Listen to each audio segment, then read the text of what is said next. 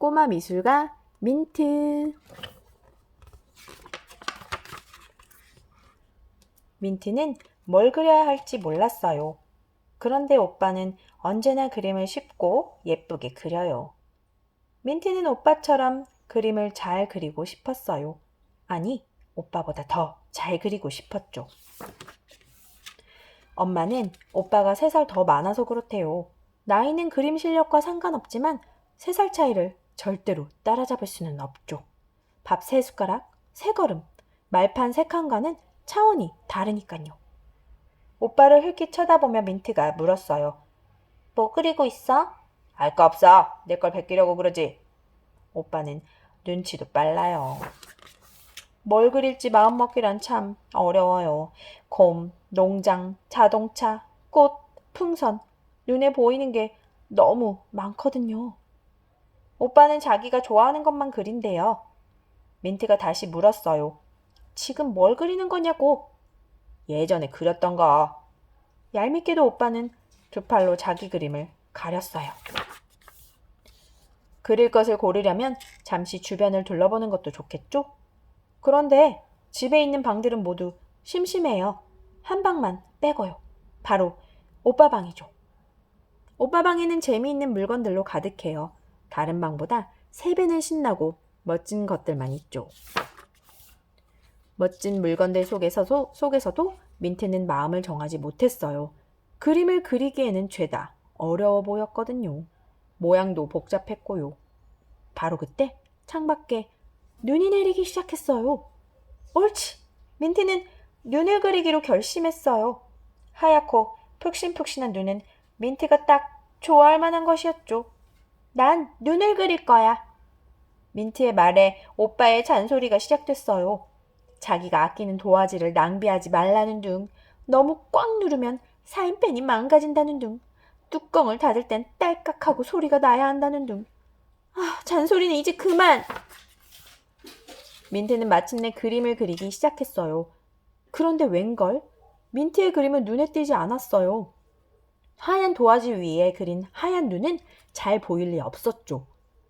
그럼 테두리를 한번 그어봐. 색칠 공부책에 있는 그림들처럼 말이야.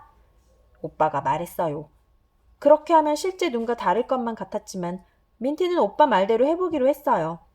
민트는 눈에 테두리를 그려넣기 시작했어요. 세상에 둘도 없는 아름다운 눈송이가 탄생하려던 찰나 민트의 무릎이 그만 식탁을 탁 치고 말았어요. 그 바람에 도화지의 선을 쭉 그어버렸죠. 난 몰라. 사인펜은 지우개로 지울 수도 없었어요. 평소 사인펜을 좋아하는 민트지만 오늘은 사인펜이 원망스러웠어요. 오빠, 나 새 도화지 하나 써도 돼? 그냥 뒤집어서 그려. 이런 구두쇠 같으니. 민트는 귀여운 고양이 클라스와 노는 걸 좋아해요. 그런데 클라스가 갑자기 식탁 위로 껑충 뛰어오르더니 쿵 하고 꽃병을 넘어뜨리고 말았어요.